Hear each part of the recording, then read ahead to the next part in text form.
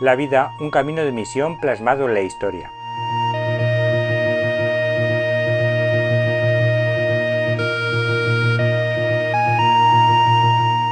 Primera parte. La búsqueda inicial.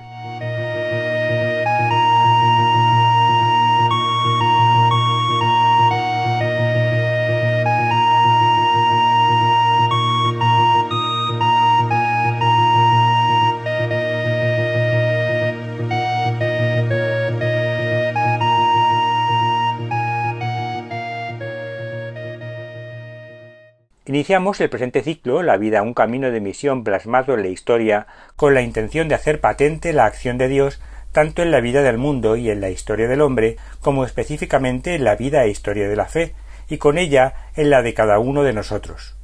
Con lo que entonces todo adquiere un sentido último.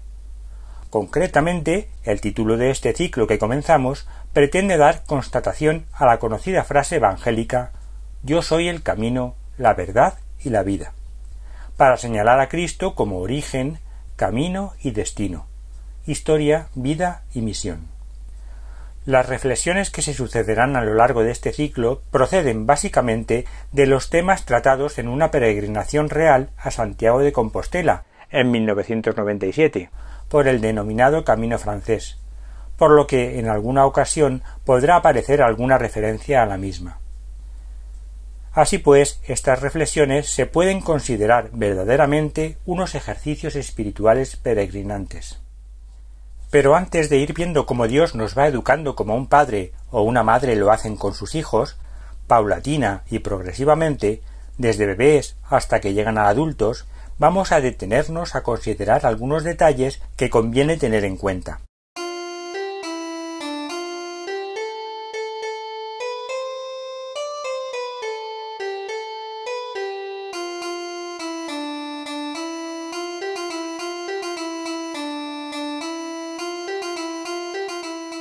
Prolegómenos. Características de todo caminante.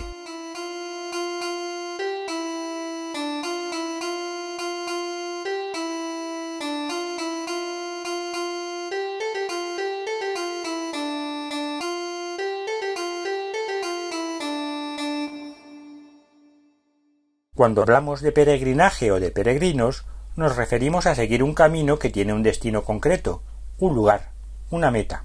Destino que al iniciar la peregrinación, la andadura del camino, sólo se sabe de oídas, pero al que se espera confiadamente llegar, para conocerlo y experimentarlo en propia carne.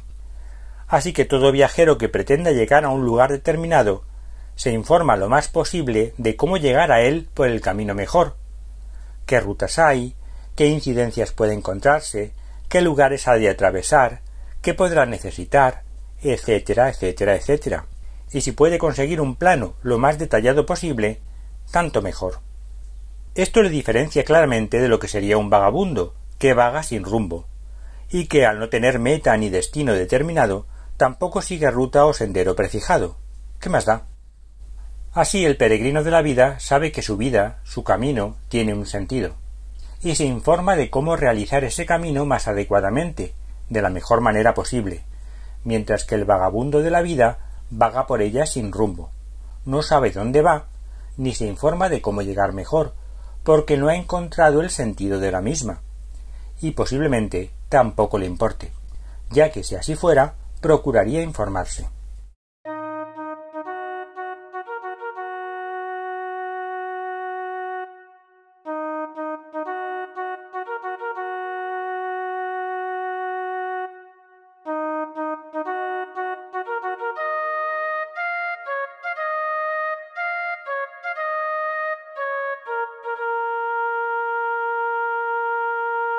Nuestro animoso y anhelante peregrino puede leer en la carta a los Hebreos: Por tanto, también nosotros, teniendo en torno nuestro una tan grande nube de testigos, sacudamos todo lastre y el pecado que continuamente nos asedia, y corramos con perseverancia en la carrera que se abre ante nosotros, fijos los ojos en el autor y perfeccionador de la fe, Jesús, el cual, en vez del gozo que le fue propuesto, soportó la cruz, menospreciando la ignominia, y está sentado a la diestra del trono de Dios.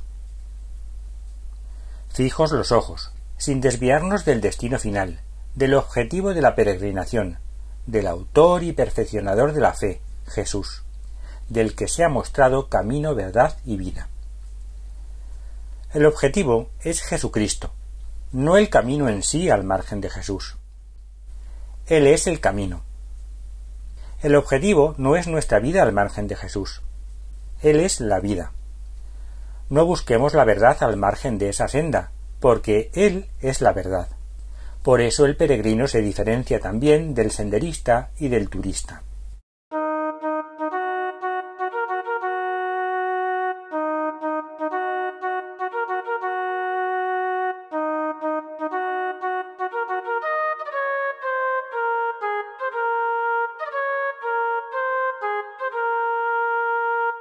El senderista tiene como objetivo el deporte, la competición, y no hay nada menos cristiano que la competición.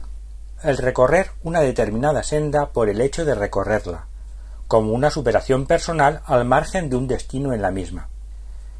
En la vida, el senderista es el perfeccionista que la recorre buscándose a sí mismo, superando pruebas por la mera realización personal, coleccionando puntos y medallas que adornen su pureza, su heroísmo autocomplaciente. Que como el peregrino pregunta a Dios, al igual que Moisés: «Si pues he hallado gracia a tus ojos, hazme conocer tu camino, para que yo te conozca y halle gracia a tus ojos». O pregunta a Jesús como Felipe: «¿Cómo vamos a conocer el camino?». O repite con el Salmo: «Ojalá mis caminos sean firmes en la observancia de tus normas. Peregrino soy en esta tierra, no me ocultes tus mandatos. Tu palabra es antorcha para mis pasos y luz para mis sendas». Y al que también Dios le responde como a Abraham: «¿Cómo voy a ocultarle a Abraham lo que pienso hacer? Él se convertirá en un pueblo grande y fuerte, y por él serán bendecidas todas las naciones de la tierra, porque le he escogido para que enseñe a sus hijos y a su familia a mantenerse en el camino del Señor, haciendo lo que es justo y recto, para que de este modo el Señor cumpla a Abraham todo lo que le ha prometido». O como a Felipe, Jesús le responde: «Yo soy el camino, la verdad y la vida. Nadie va al Padre sino por mí», pero que en definitiva lo convierte todo en triunfo personal, y no en gracia de Dios, que es quien allana los senderos, abaja las colinas y eleva los valles, para que ese camino, el camino de la vida, pueda ser recorrido por todos sin excepción. Id y contad a Juan lo que oís y veis. Los ciegos ven, y los cojos andan, los leprosos quedan limpios, los sordos oyen, los muertos resucitan, y los pobres son evangelizados. Y feliz quien no se escandalice en mí. Este es mi mandamiento: amaos los unos a los otros como yo os he amado. Consiguiendo de esta manera que lo imposible se haga posible y al alcance de cualquiera. Vosotros, pues, sed perfectos como vuestro Padre Celestial es perfecto. Perfección regalada con sólo la recta intención, y no conseguida con el propio esfuerzo. En resumen, el peregrino es humilde, el senderista no.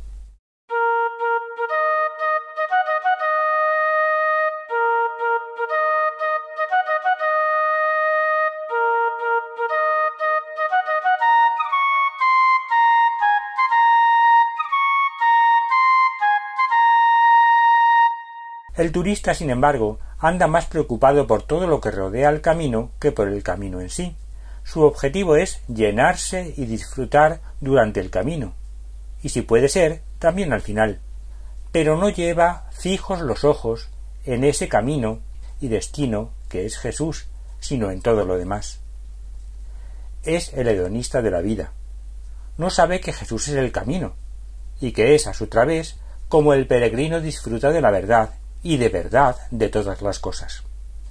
Así pues, el turista de la vida cree llenarse con las cosas, pero la insatisfacción que éstas le producen le demuestra que se encuentra en una mentira, y que sigue tan vacío como estaba. Le dice Jesús a la samaritana: «El que beba del agua que yo le daré, ya no volverá a tener sed, pues el agua que yo le dé se convertirá en él en una fuente que mana para la vida eterna». El turista utiliza el camino, se vale de él, pero no lo sigue. El turista de la vida utiliza a Cristo, a la vida, según le conviene, pero no le sigue. Si Cristo le lleva a sus propósitos, estupendo, pero cuando no le acerca a sus pretensiones, lo abandona tranquilamente. En definitiva, el turista se busca a sí mismo, pero en el mercantilismo y la molicie, por lo que contemporiza con el mundo, mientras que el peregrino no, al hacer como Jesús, que en vez del gozo que le fue propuesto, soportó la cruz, menospreciando la ignominia.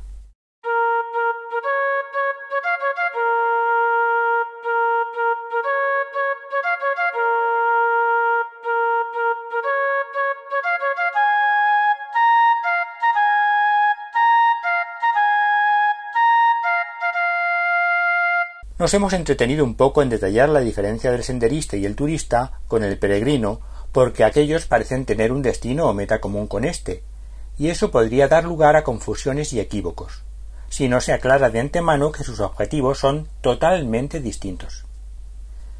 Se podrían encontrar otros tipos de caminantes, pero creo que estos son lo suficientemente emblemáticos como para a través de ellos obtener todas las mezclas y misceláneas que se deseen, resultando al fin y al cabo que en la vida cotidiana el peregrino vendría a equivaler al creyente, el vagabundo al no creyente, el senderista al estoico de la vida o de la religión, y el turista al liberal de lo mismo.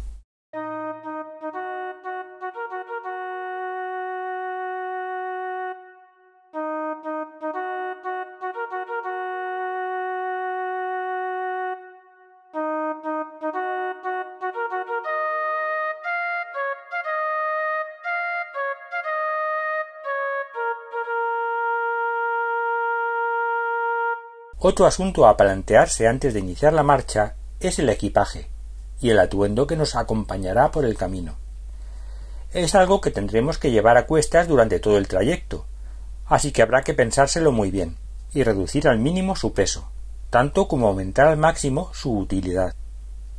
¿A qué llamaremos superfluo y a qué no? ¿Qué cargaremos a lo largo de toda nuestra vida que no pueda acabar por hacérnosla insoportable? El buen peregrino se fía de Jesucristo y sigue sus indicaciones. Y llamando a los 12, comenzó a enviarlos de 2 en 2, dándoles poder sobre los espíritus inmundos, y les ordenó que no tomasen para el camino cosa alguna, más que un bastón, ni pan, ni alforja, ni dinero en la faja, sino calzados con sandalias, y no vistáis 2 túnicas. Díceles también, en la casa que entréis, quedaos hasta que dejéis aquel lugar, y donde no os acogieren ni os escucharen, saliendo de allí, sacudid el polvo de la planta de vuestros pies, en testimonio contra ellos. Lucas y Mateo, en sus respectivas versiones paralelas, dicen que no lleven ni siquiera bastón o cayado, y Mateo aclara sobre los dones recibidos: gratis lo recibisteis, dadlo gratis. ¿Por qué tanto desapego y desapropiación? ¿Por qué ir tan ligeros de equipaje ante tanta incertidumbre? Eso puede que nos lo responda la historia de Caín y Abel. Abel se hizo pastor y Caín agricultor. Pasado algún tiempo, Caín presentó al Señor una ofrenda de los frutos de la tierra. Abel le ofreció también los primogénitos de su rebaño y hasta su grasa. El Señor se fijó en Abel y su ofrenda, más que en Caín y la suya. Ser pastor implica ser nómada, desplazándose con el rebaño de un sitio a otro, situación que propicia el desapego de las cosas y los lugares. Ser agricultor significa ser sedentario, estar pegado a la tierra que se cultiva, para poder recoger sus frutos, circunstancia que a su vez favorece el apego a las cosas y a las obras de nuestras manos. Quien no está apegado a la hora de ofrecer, da lo mejor que tiene, sus primicias, los primogénitos de su rebaño. Sin embargo, quien está aferrado a las cosas, da también, pero de lo que le sobra, reservándose lo selecto para sí. El texto, delicadamente, elude explicar directamente la ofrenda de Caín, pero lo indica indirectamente por comparación con la de Abel. En resumen, quien está apegado a las cosas es muy difícil que se preocupe por Dios, mientras que quien ha sacudido todo lastre, como dice el texto de Hebreos, queda libre para Dios, para buscarle y para encontrarle siguiendo sus caminos, porque todo el que pide recibe, el que busca halla, y al que llama se le abrirá. Y continúa el texto sobre Caín y Abel. Entonces Caín se enfureció mucho y andaba cabizbajo. El Señor le dijo: ¿Por qué te enfureces? ¿Por qué andas cabizbajo? Si obraras bien, llevarías bien alta la cabeza, pero si obras mal, el pecado acecha a tu puerta y te acosa, aunque tú puedes dominarlo. Dios da las fuerzas para vencer al pecado, siempre que se quiera cogerlas. Nunca hay tentación más poderosa que las fuerzas que Dios da para vencerla, si es que Dios quiere que se venza. Caín propuso a su hermano Abel que fueran al campo, al margen de Dios, sacando a Dios de en medio para solventar sus diferencias sin su presencia. Y cuando estaban allí, se lanzó contra su hermano Abel y lo mató. El Señor preguntó a Caín: ¿Dónde está tu hermano? Como a cada uno de nosotros nos pregunta: ¿dónde está tu hermano? Él respondió: No lo sé. ¿Soy yo acaso el guardián de mi hermano? Que es lo que nosotros solemos responder cuando Dios nos pregunta por nuestros semejantes. Entonces el Señor replicó: ¿Qué es lo que has hecho? La sangre de tu hermano me grita desde la tierra. El aferrarnos a las cosas, el apropiarnos de personas y circunstancias, nos aleja del camino de Dios, del camino del amor, y acarrea nuestra desgracia. Ni siquiera nos podemos aferrar al pasado, especialmente cuando se ha salido de una situación de pecado, cuando hemos sacudido el lastre y el pecado que continuamente nos asedia. Y como Lot, salimos de Sodoma. Ponte a salvo, no mires hacia atrás, ni te detengas en parte alguna. Huye a la montaña para que no perezcas. Ya que en caso contrario, nos podría ocurrir como a la mujer de Lot. La mujer de Lot se volvió para mirar atrás y se convirtió en una estatua de sal. Quien mira hacia atrás pierde el rumbo al añorar otro destino, y con ello la vida que le anima hacia Dios, quedando paralizado, estatua inmóvil, fósil que no avanza ni evoluciona en la vida.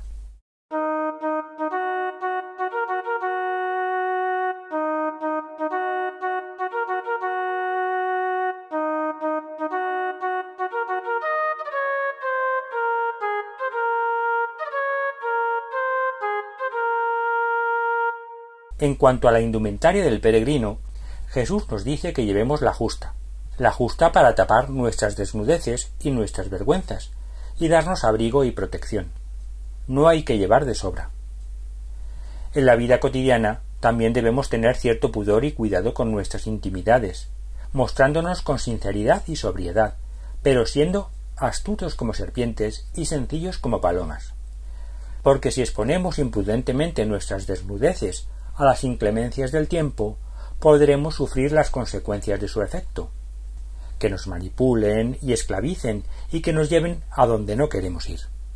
O si hacemos lo contrario, podemos aislarnos de tal modo en nuestra coraza que impidamos la comunicación con los otros y la ayuda mutua, y que, en definitiva, el compartir y el amor no se lleven a cabo.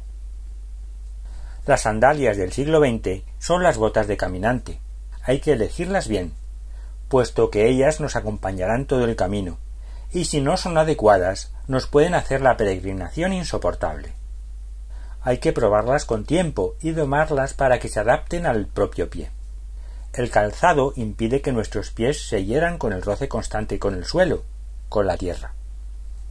En la vida de todos los días, ese roce constante con la tierra, con el suelo, con la materialidad de este mundo, puede herir nuestros pies, aquella zona de nosotros que está en constante contacto con esa materialidad diaria.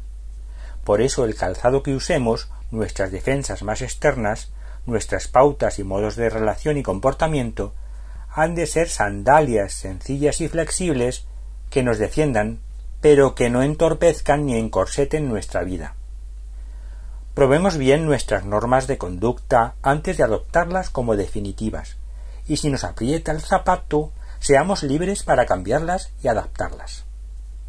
En cuanto al bastón, el apoyo externo, podemos llevarlo o no llevarlo, siempre y cuando eso no nos esclavice ni sirva para aferrarnos a ello. Podemos apoyarnos en personas, instituciones, grupos, etc., mientras que nos ayuden a caminar y no nos entorpezcan el camino, Cuando los apoyos se convierten en impedimento y dificultad para progresar hacia Dios, quedan muy bien abandonados a la vera del camino, porque la amistad verdadera no es sólo un bastón, es aquel que camina a tu lado.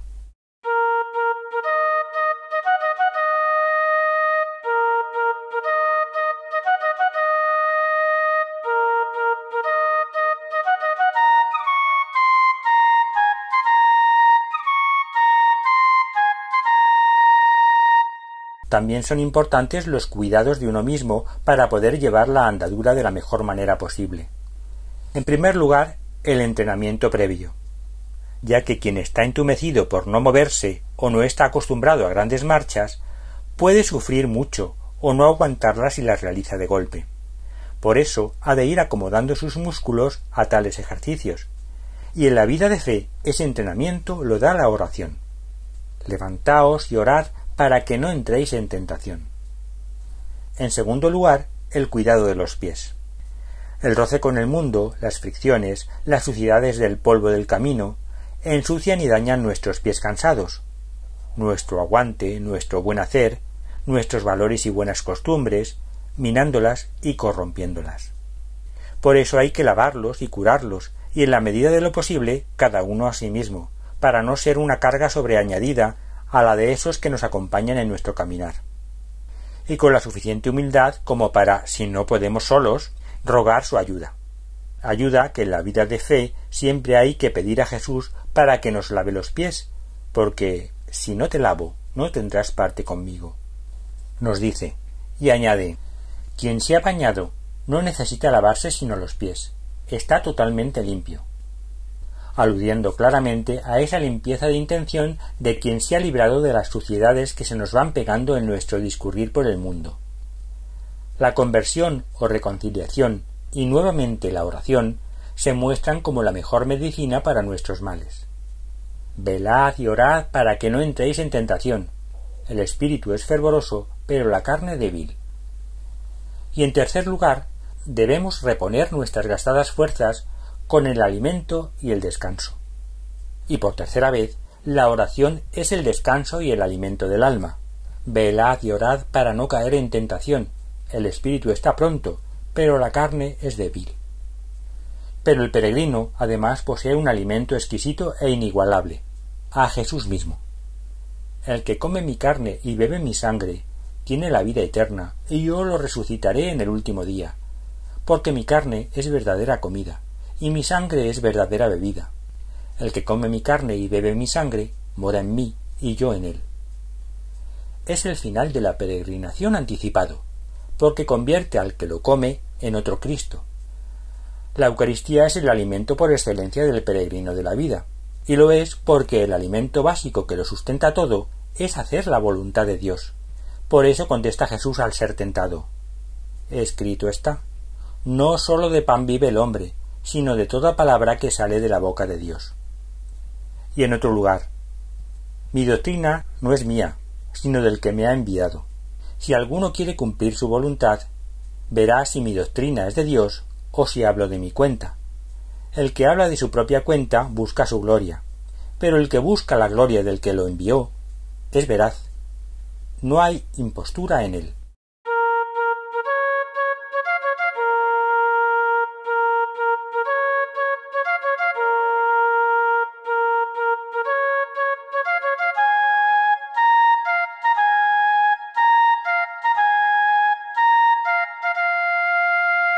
Así pues, el peregrino es voraz de esa voluntad de Dios y trata de encontrarla en todas las cosas. Y esa es la razón por la que camina expectante y abierto para aprender de todo, y disfrutar de todo, y con todo, ya que ha descubierto que Dios quiere la felicidad para él, y que la felicidad no la dan las cosas, sino que brota de dentro y lo llena todo. Y es la inquietud por ese descubrimiento, ese anhelo profundo, el que hace al peregrino levantarse, ponerse en marcha y lanzarse a buscar la verdadera vida.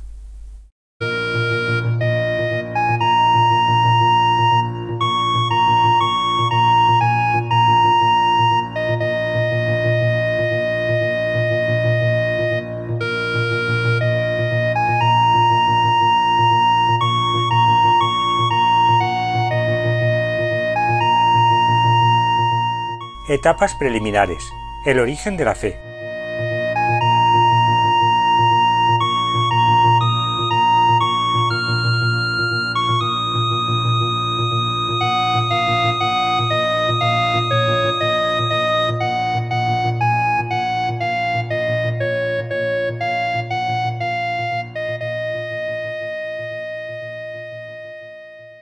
Como un bebé cuando nace, así comienza la vida del creyente, aunque en ese momento ni siquiera sepa lo que vaya a ser.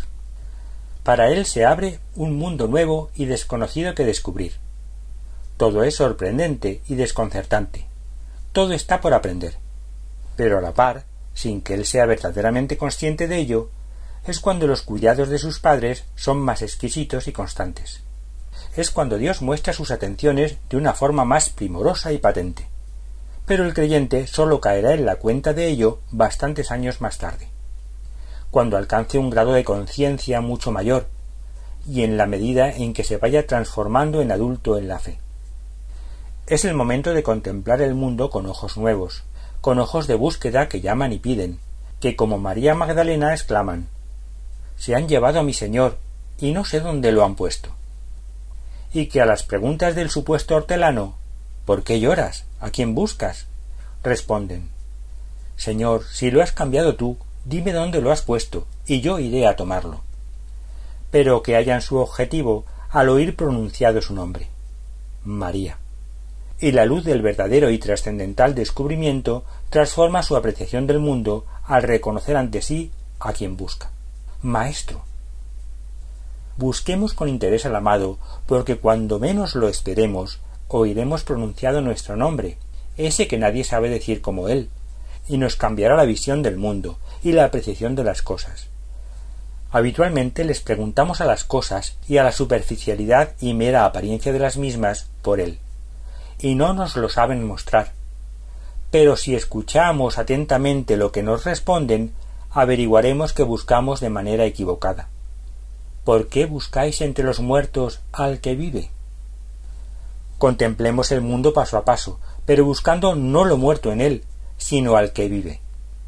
Ese será el propósito de estas etapas preliminares: valorar el mundo en el que vivimos, lo bueno y lo malo de él, lo que a cada uno gusta o disgusta, y si verdaderamente nos importa, y que cada uno hable por sí, que cambie, planteándose: ¿qué haría yo si fuese Dios? ¿Y qué consecuencias tendría eso?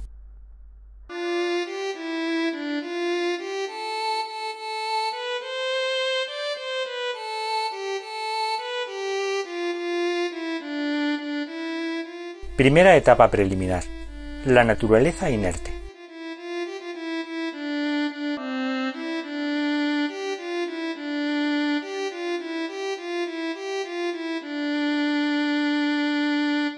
Cuando miramos la naturaleza física, química, cosmológica, geográfica, etc. de las cosas, solemos apreciar en principio solamente lo que nos informan nuestros sentidos, lo inmediato.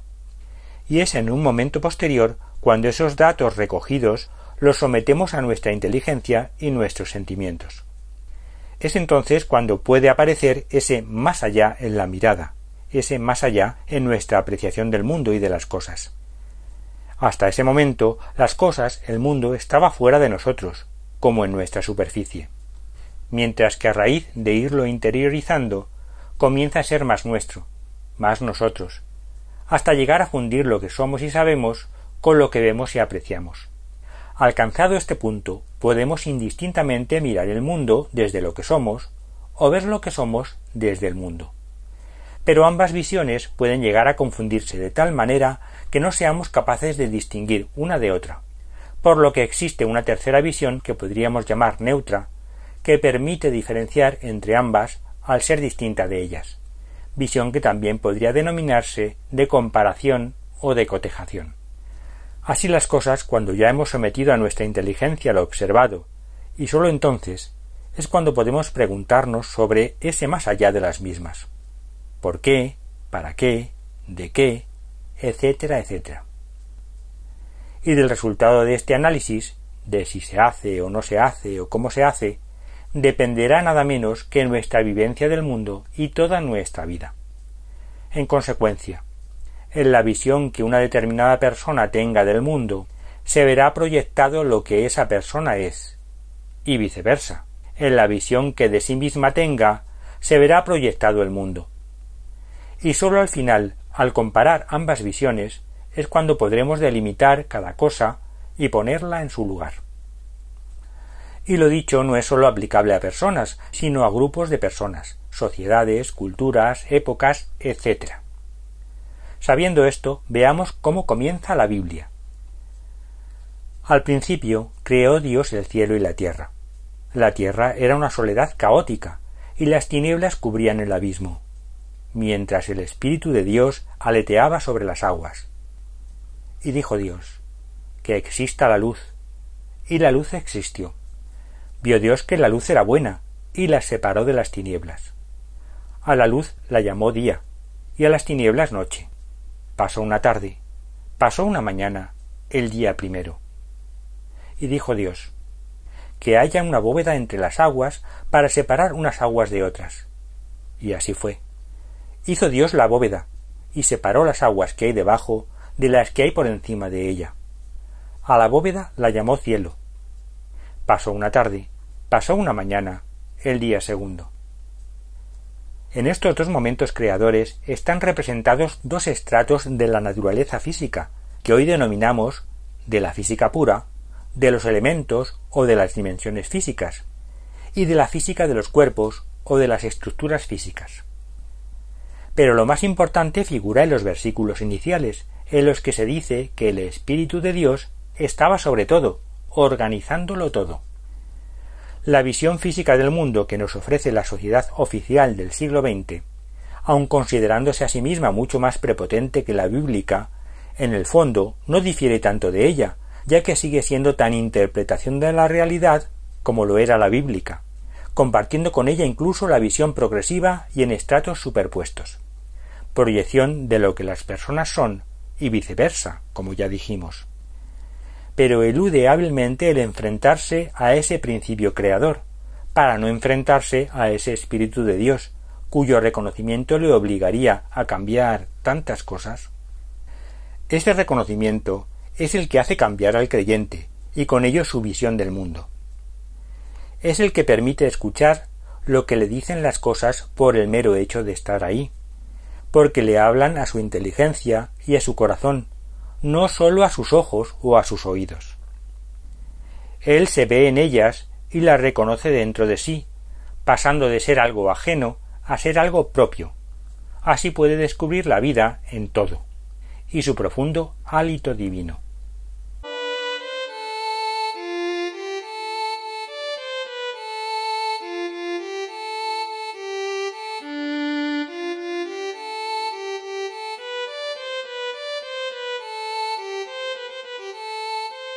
Segunda etapa preliminar. La naturaleza viva.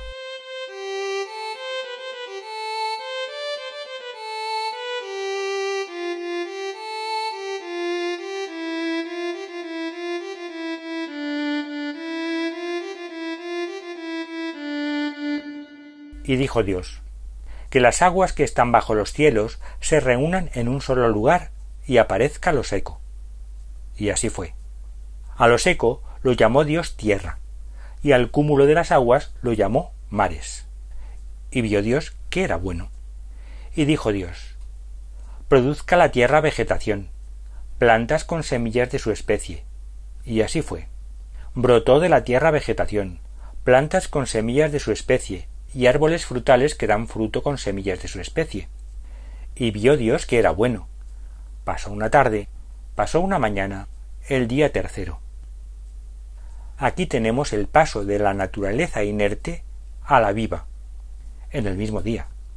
También hoy resulta difícil separar las sustancias químicas o bioquímicas inanimadas de las que comienzan a tener una vida propia al modo de los ácidos nucleicos. Y dijo Dios, que haya lumbreras en la bóveda celeste para separar el día de la noche, y sirvan de señales para distinguir las estaciones, los días y los años, que luzcan en la bóveda del cielo para alumbrar la tierra.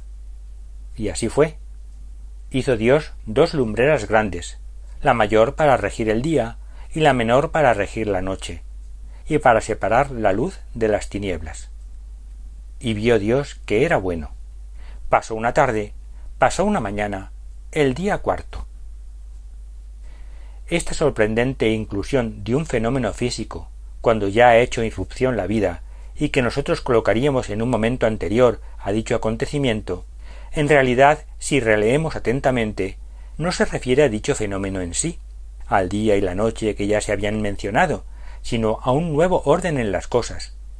Y es la vida biológica la que marca ese nuevo orden. Lo animado marca el orden, rige a lo inanimado. Eso mismo lo veremos cuando lleguemos al hombre. Y dijo Dios: rebosen las aguas de seres vivos, y que las aves aleteen sobre la tierra a lo ancho de la bóveda celeste. Y creó Dios por especies los cetáceos y todos los seres vivientes que se deslizan y pululan en las aguas. Y creó también las aves por especies. Vio Dios que era bueno. Y los bendijo diciendo: creced, multiplicaos y llenad las aguas del mar, y que también las aves se multipliquen en la tierra. Pasó una tarde, pasó una mañana, el día quinto. La vida efectivamente es otra cosa. En ella los seres vivos nos acercan aún más a ese más allá, a ese plus ultra. Nos interpelan más directamente, porque se encuentran más altos en esa jerarquía de estratos, con un orden mucho más sorprendente y maravilloso, conteniendo en sí los estratos o niveles organizativos inferiores al suyo, por lo que se aprecia mejor en ellos ese aleteo del Espíritu de Dios que va organizándolo todo.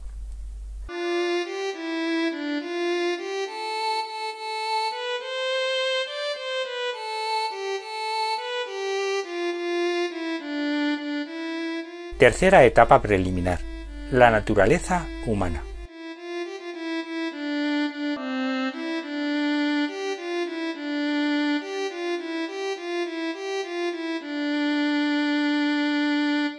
Y dijo Dios: produzca la tierra seres vivientes por especies, ganados, reptiles y bestias salvajes por especies. Y así fue. Hizo Dios las bestias salvajes, los ganados y los reptiles del campo, según sus especies, y vio Dios que era bueno.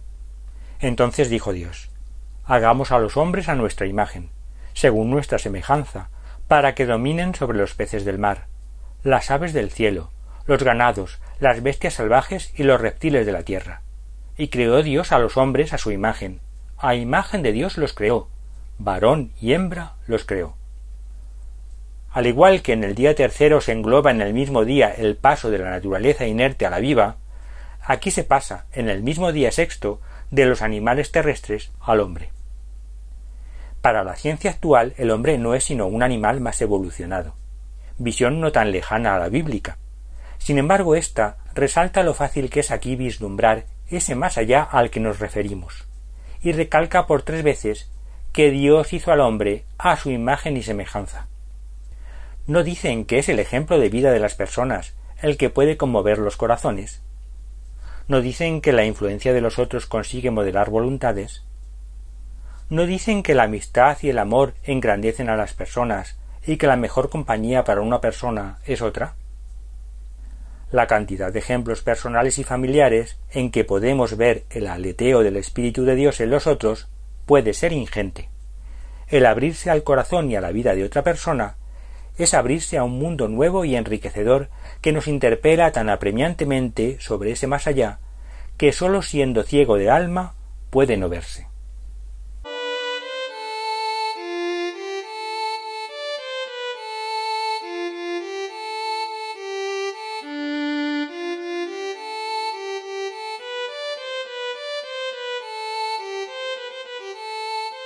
Cuarta etapa preliminar: la naturaleza racional.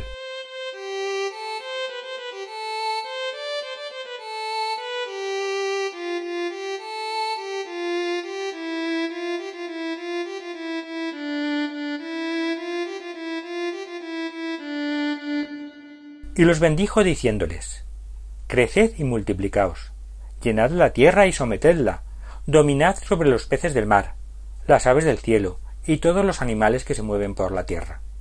Y añadió: os entrego todas las plantas que existen sobre la tierra y tienen semilla para sembrar, y todos los árboles que producen fruto con semilla dentro os servirán de alimento, y a todos los animales del campo, a las aves del cielo, y a los seres vivos que se mueven por la tierra, les doy como alimento toda clase de hierba verde. Y así fue. Vio entonces Dios todo lo que había hecho, y todo era muy bueno. Pasó una tarde, pasó una mañana, el día sexto. Y como en el día cuarto, un nuevo orden se inaugura. En este caso es la racionalidad del hombre la que lo hace, la que comienza a dar razón de todas las cosas, rigiendo tanto lo animado como lo inanimado, dominando todos los estratos o niveles organizativos inferiores al suyo, ya que se encuentran asombrosa y perfectamente integrados todos ellos en el propio cuerpo y ser del mismo hombre. Todos los niveles organizativos están en él, las dimensiones y las estructuras de la materia, los átomos, las moléculas, los conjuntos moleculares o cuerpos moleculares, los cuerpos moleculares con propiedades vitales como son los ácidos nucleicos, los orgánulos, más o menos independientes, que los contienen, las células, que contienen organizadamente todo lo anterior, los conjuntos celulares, tejidos, órganos y aparatos, que constituyen su parte vegetativa, la parte anímica que está en un nivel superior, y la parte racional o espiritual que a su vez se encuentra por encima de todo. Todo tiene su orden y su lugar, su función y vida, su forma y aspecto, constituyendo un todo único, en perfecta armonía. Y en esa mirada de conjunto, vio Dios que todo era muy bueno. Pero a la racionalidad del hombre le ocurre lo mismo que a los otros órdenes, físico y biológico, que también tiene sus estratos progresivos, estratos que se van consiguiendo a medida que se avanza en la capacidad de relación, al igual que ocurre a la humanidad, que cuanto más se relaciona y comunica, más rápidamente progresa. Relación que consigue constituir niveles organizativos de la visión del mundo de cada uno cada vez más superiores. Es un avance individual, pero que influye en la colectividad, porque es una función cualitativa, no cuantitativa. Es decir, nadie puede recorrer este camino por nosotros, pero sí nos pueden ayudar. Siguiendo a las matemáticas, podríamos establecer unos niveles de relación progresivos, por ejemplo, puntuales, de agregación, de adición, multiplicativos, exponenciales, infinitesimales o de límites y universales. Pero teniendo bien presente que se trata de grados o niveles de organización interna de la persona y de su visión del mundo, no de un modo de cientificismo puramente intelectual. Así que puede coexistir perfectamente en una misma persona ser científico de pro y estar en el nivel integrador más bajo, o viceversa, ser tenido por débil mental o poco menos y estar en un estrato alto de organización interior. Esa es la diferencia entre los intelectuales y los santos.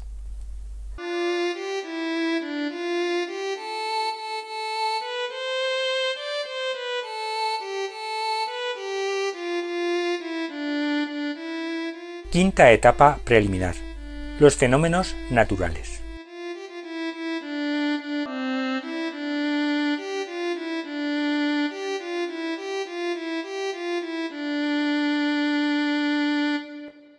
Esa capacidad de relación e integración a la que nos acabamos de referir es la que permite al hombre buscar ese plus ultra en todo lo que acontece, e integrar en su visión del mundo y en su vida esos fenómenos que ocurren en la naturaleza. Fenómenos sin significado para quien no es capaz, no sabe o no quiere integrarlos en sí, pero tremendamente significativos para quien va por el mundo y por la vida con mirada atenta, abierta y expectante. Este tipo de visión integradora es propio de la Biblia y de los santos. Como ejemplo, detengámonos en el caso del profeta Elías cuando está en el monte Horeb. El Señor le dijo: «Sal y quédate de pie ante mí en la montaña. El Señor va a pasar». Pasó primero un viento fuerte e impetuoso, que removía los montes y quebraba las peñas. Pero el Señor no estaba en el viento. Al viento siguió un terremoto, pero el Señor no estaba en el terremoto. Al terremoto siguió un fuego, pero el Señor no estaba en el fuego. Al fuego siguió un ligero susurro. Elías, al oírlo, se cubrió el rostro con su manto, y saliendo afuera se quedó de pie a la entrada de la gruta, y una voz le preguntó: ¿Qué haces aquí, Elías? O en este otro de la incorporación de San Matías al grupo de los apóstoles. Presentaron a dos, a José apellidado Barsabás, por sobrenombre Justo, y a Matías, y oraron así: Tú, Señor, que conoces los corazones de todos, señala cuál de estos dos has elegido para ocupar en este ministerio apostólico el puesto del que se apartó Judas para irse al lugar que le correspondía. Echaron suertes y le tocó a Matías, y quedó asociado al grupo de los 11 apóstoles. También parece darse este tipo de visión del mundo en los esquizofrénicos o paranoicos, pero a estos les falta la completa coherencia de visión e integración personal que tienen los primeros, y de la que trataremos más adelante, aunque para ciertas personas, poco avezadas, les resulte difícil distinguir a un santo de un loco.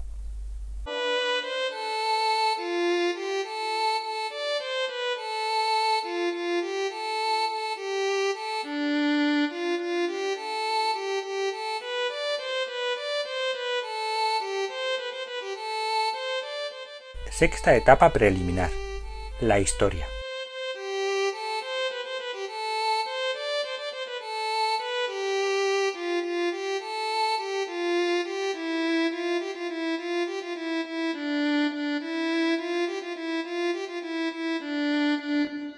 Dice la carta a los Hebreos: la fe es la que nos hace comprender que el mundo ha sido formado por la palabra de Dios, de modo que lo visible proviene de lo invisible. Y continúa repasando la historia bíblica desde el principio. Por fe ofreció Abel a Dios un sacrificio más perfecto que el de Caín. Ella lo acreditó como justo, atestiguando Dios mismo en favor de sus ofrendas, y por ellas, aun muerto, habla todavía. Por la fe fue Enoc arrebatado de la tierra sin pasar por la muerte, y nadie lo encontró, porque fue arrebatado por Dios. Antes de ello, en efecto, se dice que había agradado a Dios. Ahora bien, sin fe es imposible agradarle, porque para acercarse a Dios es preciso creer que existe y que no deja sin recompensa a los que lo buscan. Por la fe, Noé, advertido de cosas que aún no veía, construyó con religioso temor un arca para salvar a su familia. Por la fe se puso en evidencia al mundo, y llegó a ser heredero de la salvación que sólo ella consigue. La historia es el camino de la humanidad y del mundo, que progresa en esa vereda creadora que le conduce desde su día primero al definitivo día séptimo. Así quedaron concluidos el cielo y la tierra con todo su ornato. Cuando llegó el día séptimo, Dios había terminado su obra, y descansó el día séptimo de todo lo que había hecho. Bendijo Dios el día séptimo, y lo consagró, porque en él había descansado de toda su obra creadora. Esta es la historia de la creación del cielo y de la tierra.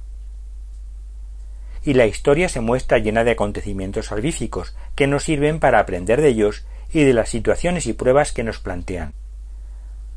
Acuérdate del camino que el Señor tu Dios te ha hecho recorrer durante estos 40 años a través del desierto, con el fin de humillarte y probarte, para ver si observas de corazón sus mandatos o no.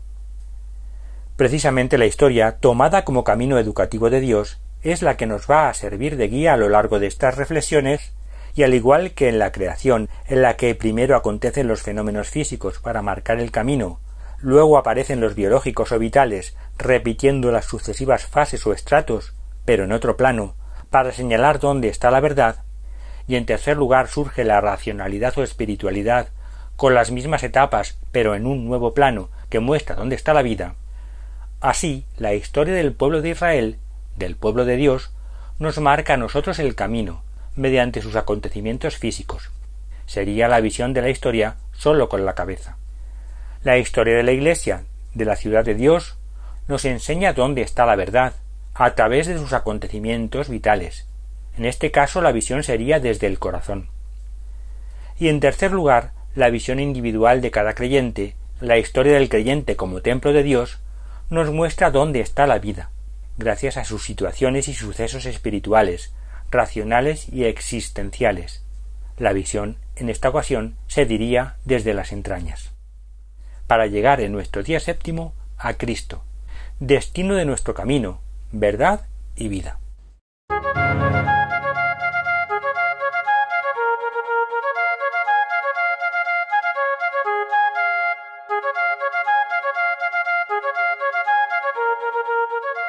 Glosa a 2025.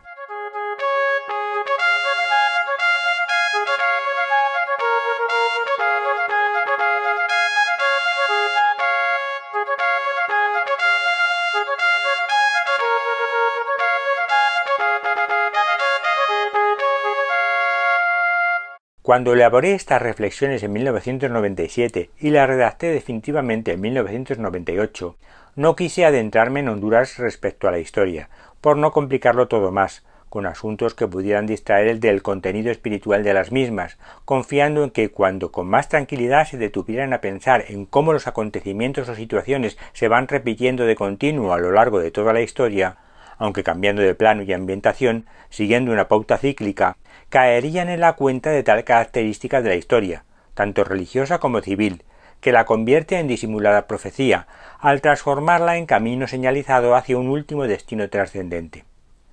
Sin embargo, ¿cuál será mi decepción al comprobar que después de estos 28 años transcurridos, nadie que hubiera leído el escrito o escuchado las grabaciones en audio subsiguientes, realizadas en 2018, y ambas cosas difundidas gratuitamente por Internet, se ha percatado de nada de esto, a pesar de lo evidente que resulta, y no haya sido capaz de sumar 2 y 2 y obtener el resultado de 4.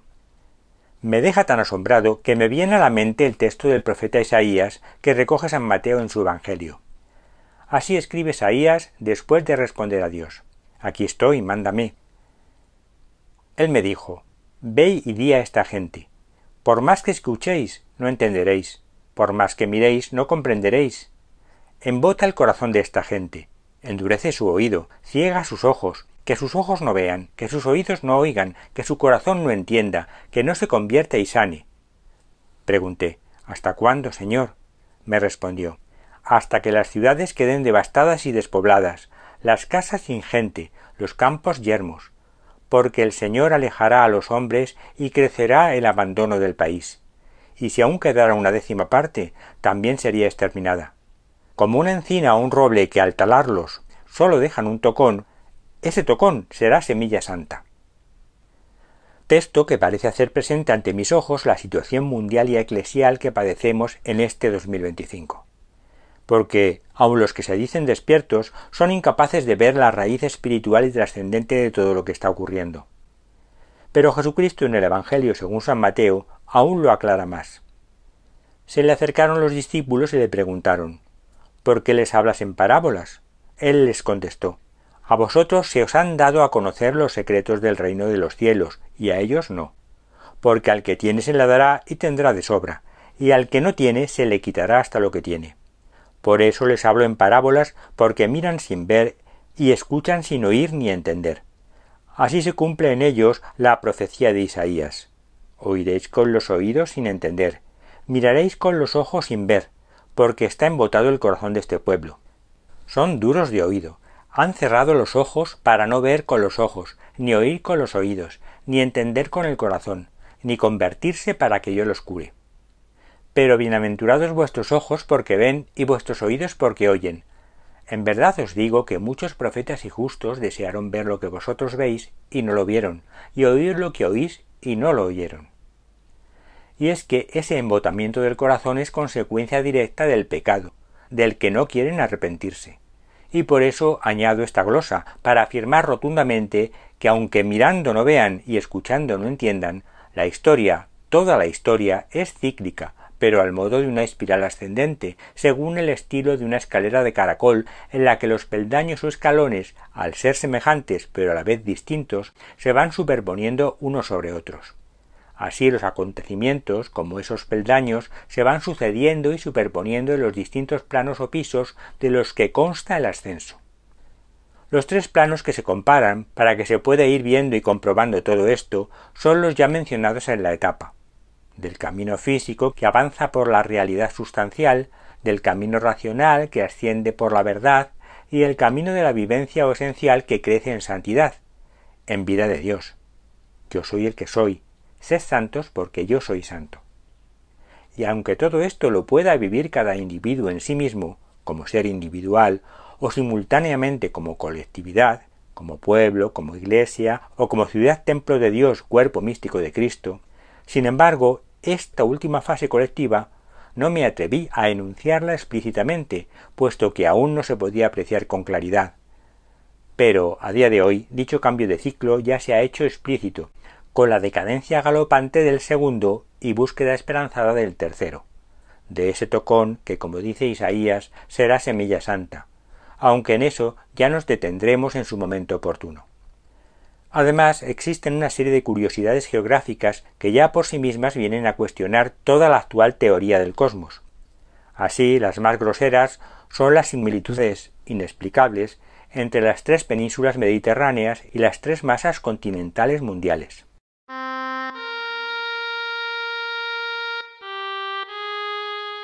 Europa,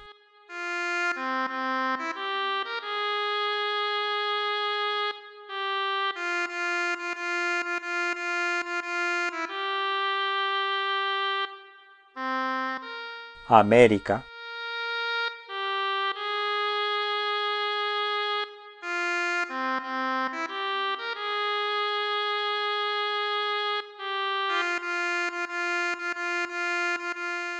y Asia.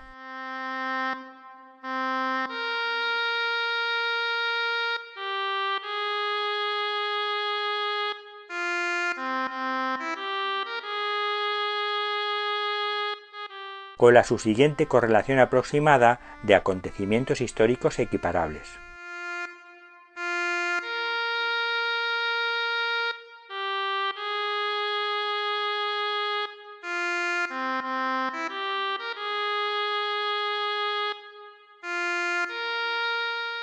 África simultanea su equivalencia en sus distintos ciclos o planos con Anatolia o Asia Menor, la misma África y la Antártida, lo que parece indicar una función de conservación de la memoria del transcurso histórico, al modo como las neveras almacenan y conservan los alimentos en los hogares.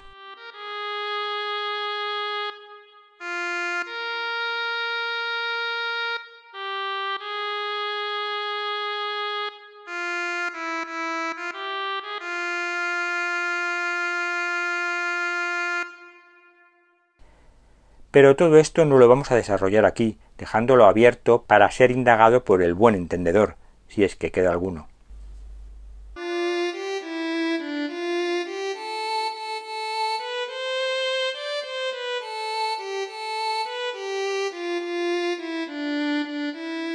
Séptima etapa preliminar. La experiencia de otros.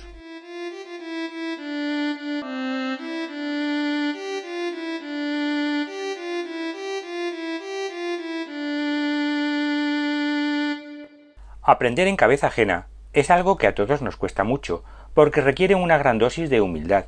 Sin embargo, quien no aprende está condenado a cometer los mismos errores.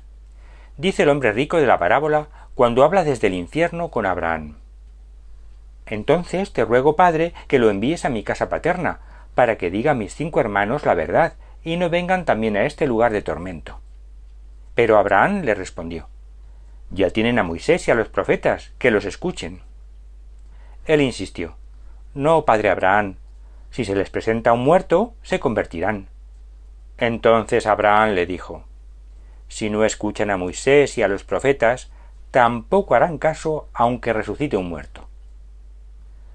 Aunque luego, en definitiva, es la experiencia de los otros, el ejemplo, la que más arrastra. Estas palabras les llegaron hasta el fondo del corazón, así que preguntaron a Pedro y a los demás apóstoles: ¿qué tenemos que hacer, hermanos?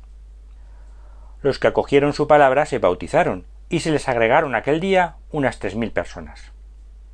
Y eso ocurre porque los otros son, al fin y al cabo, lo más parecido y cercano que tenemos, y es su experiencia de Dios puesta por escrito la que nosotros recibimos cuando leemos la Biblia, que es la palabra de Dios más cercana a nosotros, porque es más como la nuestra, y donde el aleteo del Espíritu de Dios se percibe más nítidamente.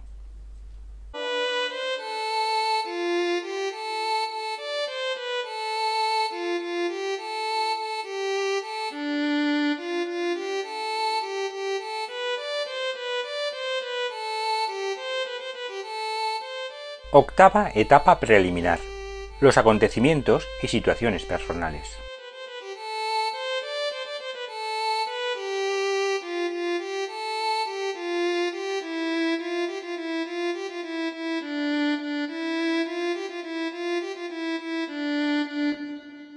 Llevar los ojos bien abiertos para reconocer la presencia e intervención de Dios en los hechos de nuestra vida es el punto crucial para poder avanzar y crecer en ella, como puede ser el caso de Abraham. El Señor se le apareció a Abraham junto al encinar de Mambré, cuando estaba sentado ante su tienda a la hora del calor. Alzó los ojos y vio a 3 hombres que estaban de pie delante de él. En cuanto los vio, corrió a su encuentro desde la puerta de la tienda, y postrándose en tierra, dijo: «Mi señor, por favor, te ruego que no pases sin detenerte con tu siervo. Haré que os traigan agua para lavaros los pies. Luego descansaréis bajo este árbol. Voy a buscar un bocado de pan, y así os repondréis antes de seguir adelante, ya que habéis pasado junto a vuestro siervo». Ellos respondieron: «Haz como has dicho». El huésped le dijo: «Bien, dentro de un año volveré a verte, y para entonces tu mujer Sara tendrá un hijo». O de San José, que se fía de lo que ha oído en un sueño, sabiendo reconocer en ello la voluntad de Dios. José, su esposo, era justo y no quería denunciarla. Decidió separarse de ella en secreto. Después de tomar esta decisión, el ángel del Señor se le apareció en sueños y le dijo: «José, hijo de David, no tengas reparo en recibir a María por esposa tuya, pues el hijo que espera viene del Espíritu Santo. Dará a luz un hijo y le pondrás por nombre Jesús, porque él salvará a su pueblo de los pecados». Cuando José despertó del sueño, hizo lo que el ángel del Señor le había mandado. Recibió a su esposa y, sin tener relaciones conyugales, ella dio a luz a un hijo, al que José puso por nombre Jesús. ¿Cuántas veces Dios interviene en los sucesos de nuestra vida para educarnos a su través?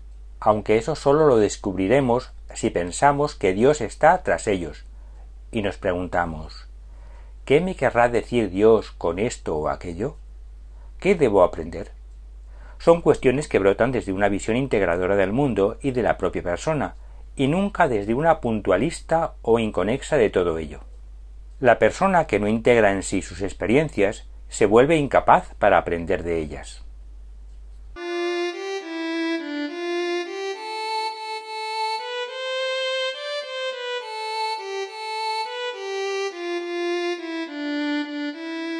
Novena etapa preliminar: la historia personal.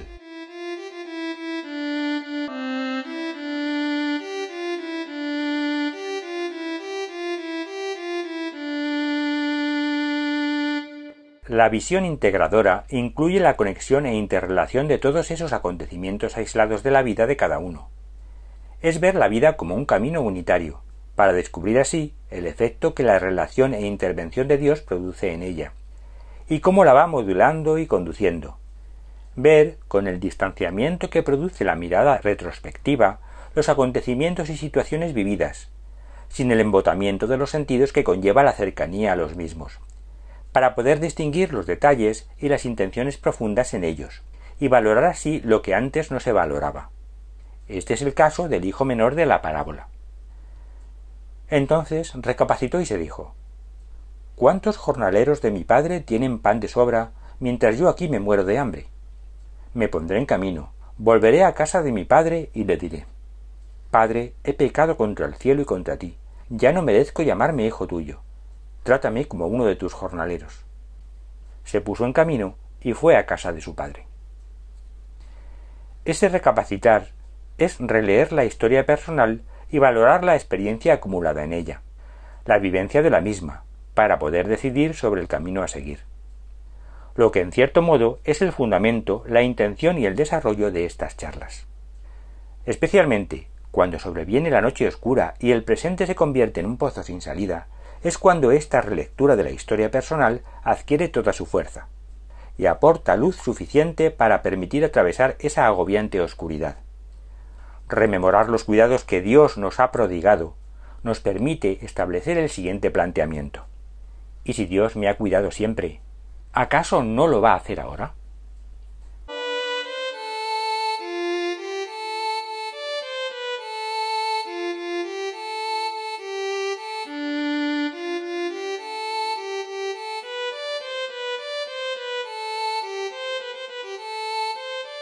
Décima etapa preliminar: el sufrimiento.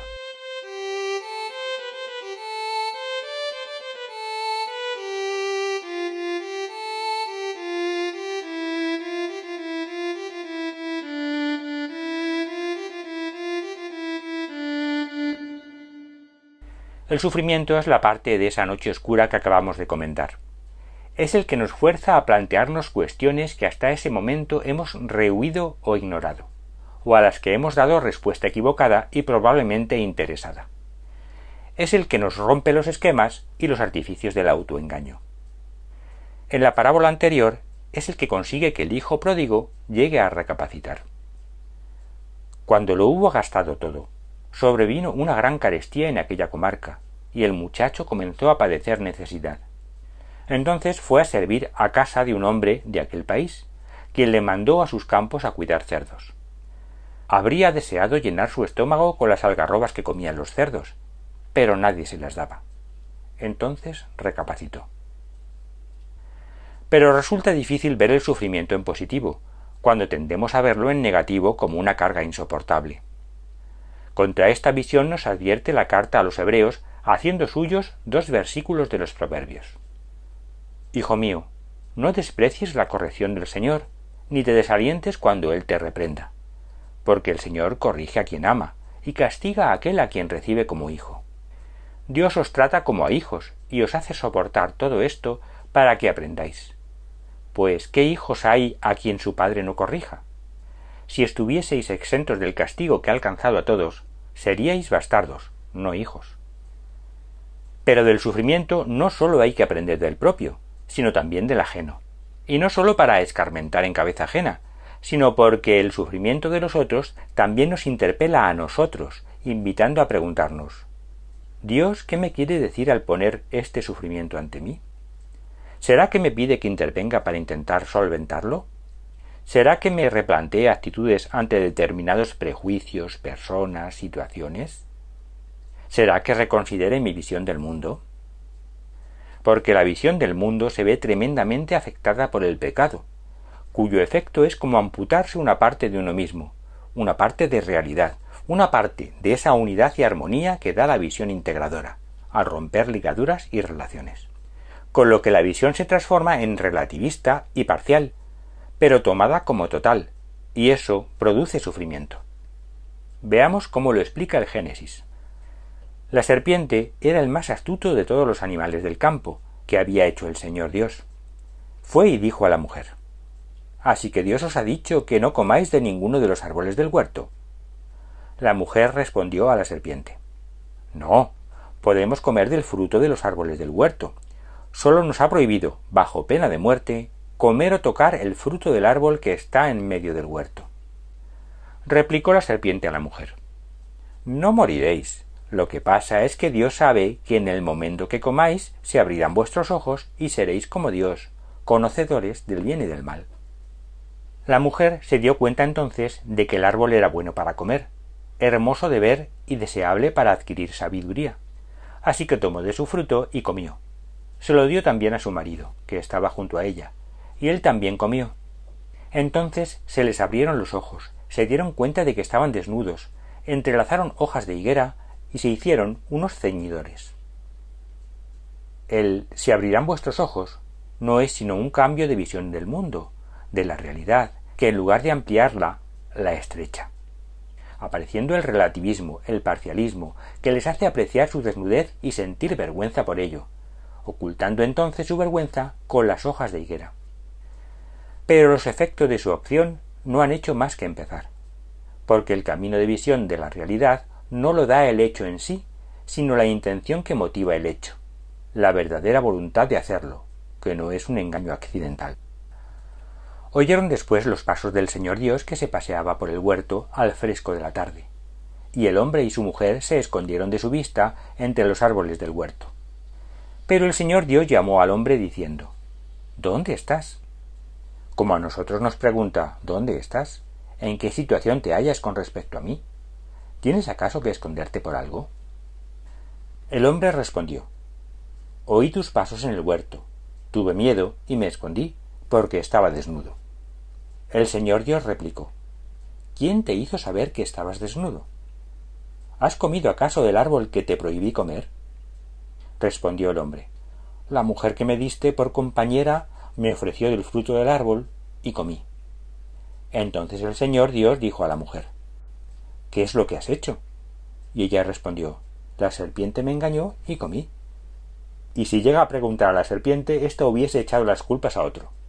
Excusas, excusas y más excusas. La culpa siempre la tienen los demás, siempre poniendo por delante la hoja de higuera para que no se vea nuestra vergüenza. Entonces el Señor Dios dijo a la serpiente: por haber hecho eso, serás maldita entre todos los animales y entre todas las bestias del campo. Te arrastrarás sobre tu vientre y comerás polvo todos los días de tu vida.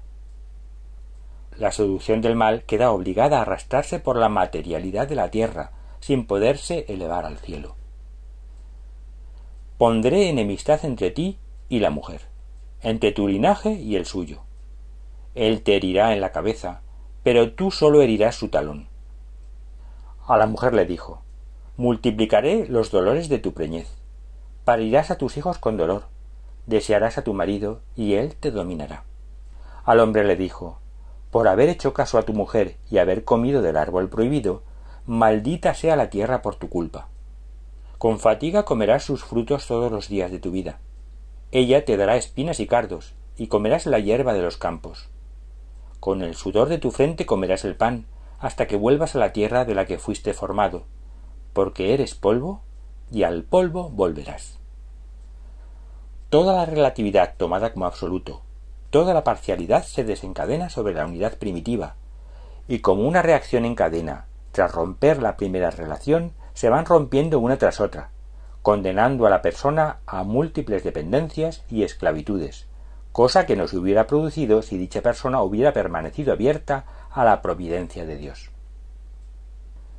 El hombre puso a su mujer el nombre de Eva, es decir, vitalidad, porque ella sería madre de todos los vivientes. El Señor Dios hizo para Adán y su mujer unas túnicas de piel, y los vistió. Después el Señor Dios pensó: ahora que el hombre es como uno de nosotros, conocedor del bien y del mal, sólo le falta echar mano al árbol de la vida, comer su fruto y vivir para siempre. Áspera ironía de Dios ante la aparente autosuficiencia del hombre, que se cree ser como Dios, dueño y señor de su mundo y su vida.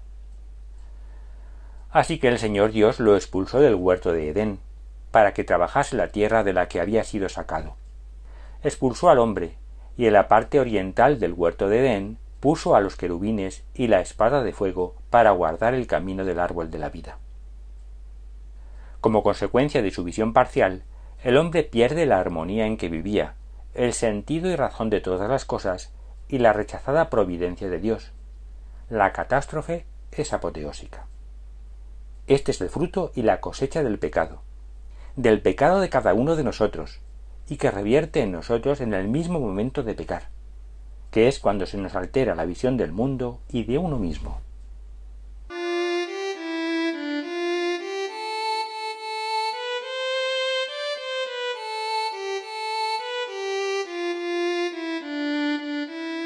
Undécima etapa preliminar: la propia impotencia.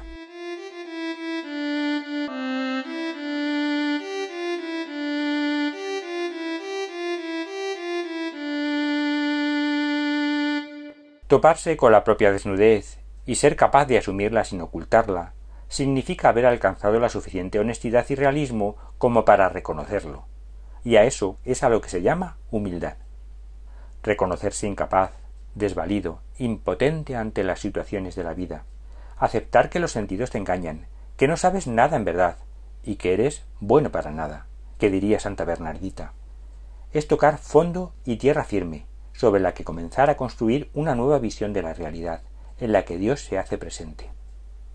Así nos lo explica el profeta Oseas en una analogía, en la que Dios habla por la boca de un marido traicionado y los hombres aparecen como la mujer infiel.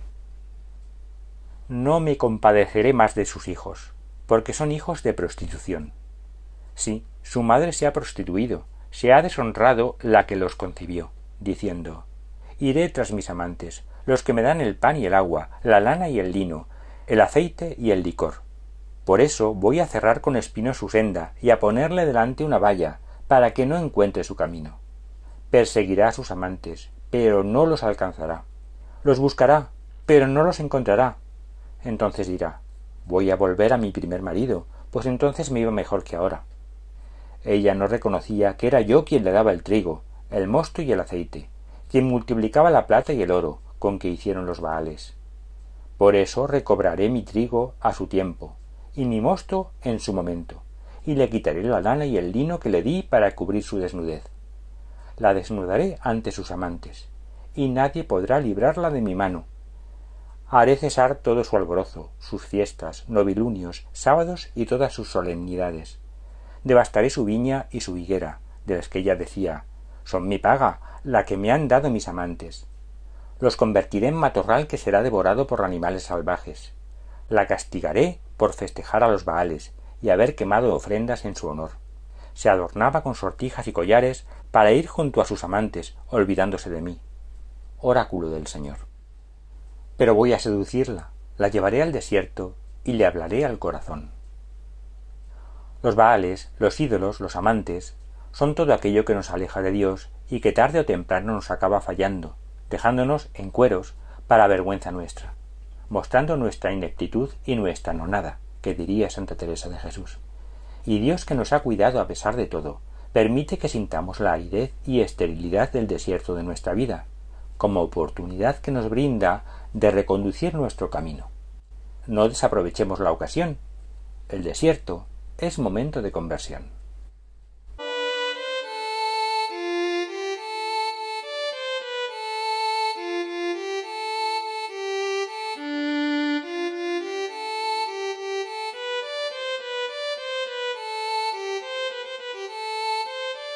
Duodécima etapa preliminar. La coherencia de todo.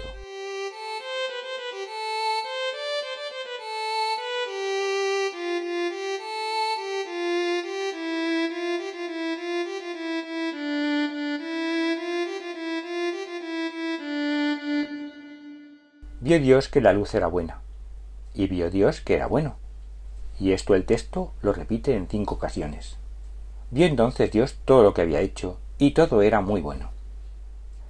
Ver la coherencia de todo en la bondad, en la armonía, en el bien hacer, es reconocer a Dios en las cosas, es ver su sello, su impronta. Reconocer ese impulso creador que todo lo mueve y lo conduce, que lo anima y vivifica. Es ser testigo del aleteo del espíritu. Descubrir la luz en la oscuridad, la esperanza en el desierto, la paz en la tormenta y la alegría en la impotencia, es experimentar la cercanía de Dios, su ternura y sus cuidados. Todo es coherente, y aunque no lo parezca, la visión integradora nos advierte que debe serlo, que busquemos ese más allá que permite que lo sea. Valga como ejemplo lo que Jesús le dice a los saduceos. Se le acercaron unos saduceos que niegan la resurrección y le preguntaron: Maestro, Moisés nos dejó escrito: si el hermano de uno muere y deja mujer, pero sin ningún hijo, que su hermano se case con la mujer para dar descendencia al hermano difunto. Pues bien, había 7 hermanos. El primero se casó y al morir no dejó descendencia. El segundo se casó con la mujer y murió también sin descendencia. El tercero lo mismo, y así los 7, sin que ninguno dejara descendencia. Después de todos murió la mujer. Cuando resuciten los muertos, ¿de quién de ellos será la mujer? Porque los 7 estuvieron casados con ella.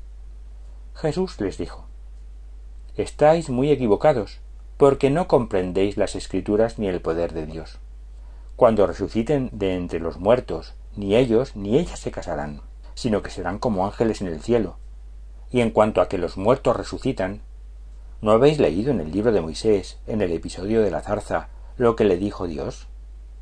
Yo soy el Dios de Abraham, y el Dios de Isaac, y el Dios de Jacob.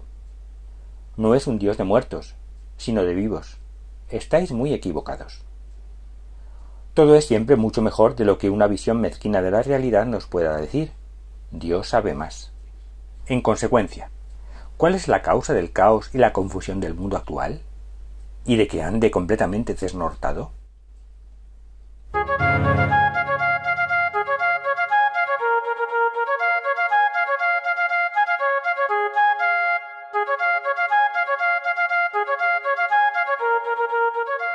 Glosa a 2025.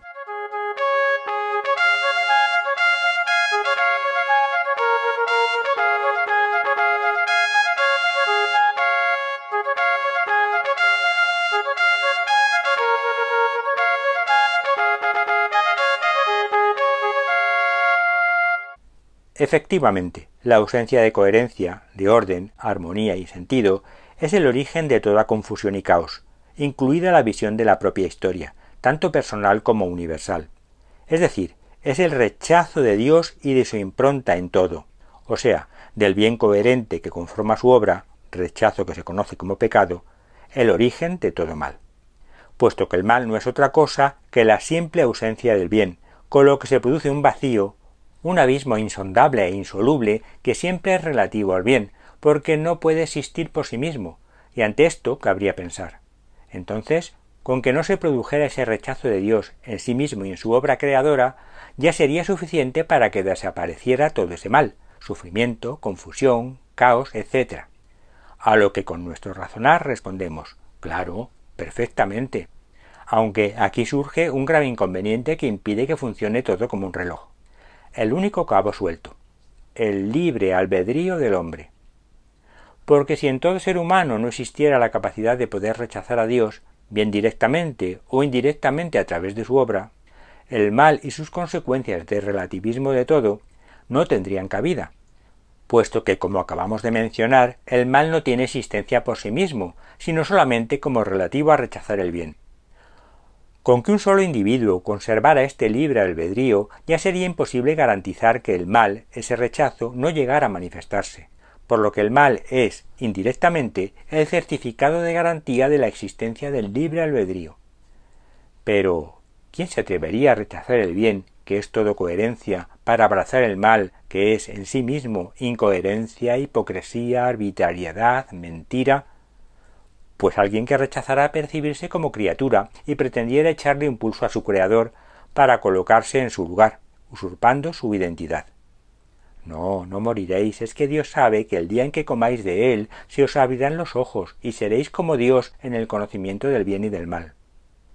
Y aquí tenemos expuesta la falsa luz del abismo.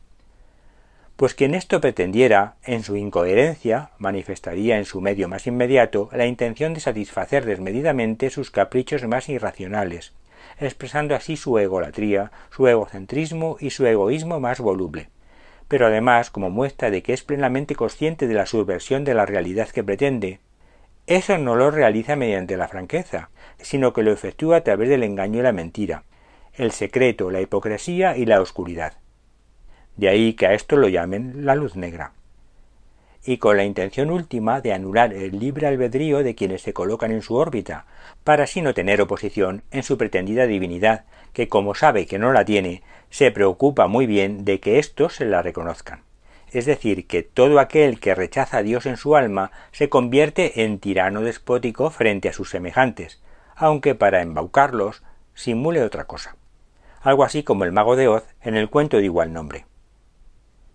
Todas estas características personales que sin muchos problemas podemos detectar hoy en día en nuestros medios sociales y ambientales de poder o de pretendida autoridad muestran el trasfondo real de la maldad que padecemos, pero a su vez expresan la repetición incesante del proceso que llevó a Satanás, el demonio, a elegir conscientemente el rechazo de Dios y pretender suplantarle, usurpando su imagen o apariencia, vistiéndose, como dice San Pablo, de ángel de luz.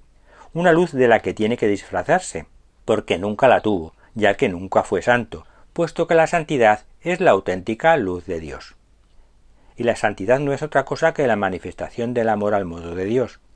Y el amor al modo de Dios es la decisión libre y voluntaria de entregarse plena y gratuitamente en Dios, y en esta decisión ya no hay vuelta atrás, por su propia definición. Por lo que se puede asegurar con toda certeza que el demonio nunca amó, porque no se puede dejar de amar puesto que no se trata de un capricho, sino de una decisión sin condiciones. Ni tampoco amaron nunca ninguno de los condenados al infierno. Nunca amaron a nadie en toda su vida. Lo que significa que la vida histórica no es sino el desarrollo detallado de todas y cada una de esas decisiones trascendentales de aceptar a Dios o rechazarlo. No tiene otro sentido más que ese, por lo que además de todo esto se deduce que al infierno nadie va por error, engaño o equivocación, sino por plena decisión expresada en y por las obras. Y si los que obran el mal no aman por principio, y el amor es la capacidad de relación abstracta ejercida, puesto que la relación abstracta de conceptos muestra la capacidad de abstracción y el grado de inteligencia, se puede colegir que quienes no aman tienen su capacidad de abstracción y grado de inteligencia disminuidos. Entonces, ¿cómo es que se le atribuye al demonio una inteligencia superior? ¿No será que eso también se trate de una apariencia engañosa, como tantas de las que se vale, de otro disfraz como el de ese mago de Oz ya mencionado? Viene a mi mente una novela titulada Un yanqui en la corte del rey Arturo, de Mark Twain, en la que el protagonista, con sus conocimientos corrientes de una persona de finales del siglo XIX, se despierta en el reino medieval de leyenda del rey Arturo, y sin poseer una inteligencia especial, gracias a los conocimientos corrientes adquiridos en su época de origen, es tomado por un supersabio en la época de destino. Pues esto, que es solamente un recurso literario para establecer una trama argumental llena de paradojas, puede no andar muy descaminado si nos fijamos en la ciclación de la historia y las posibilidades de que, desde el futuro de la humanidad, se pueda influir en su pasado.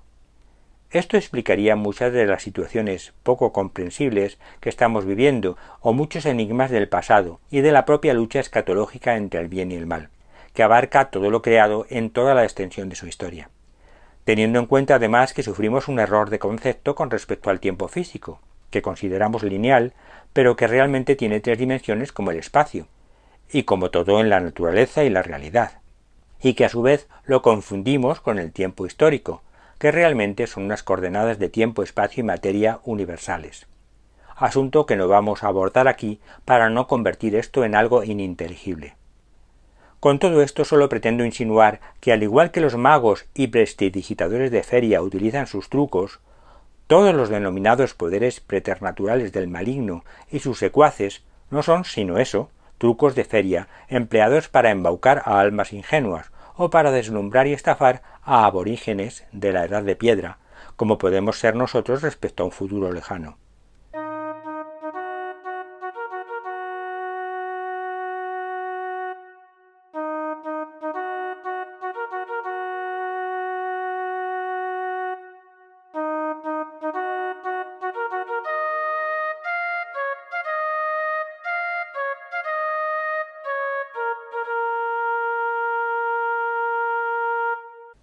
Otro asunto que chirría con el concepto de coherencia de la historia es considerar que el infierno es un lugar del que los demonios pueden salir y entrar a voluntad para hacer sus males y sus caprichos a lo largo de las distintas épocas de la historia universal, entendiendo por demonio a todo aquel que, en cualquier época, haya optado conscientemente por el mal y que por ello ha destruido su ser corrompiéndolo.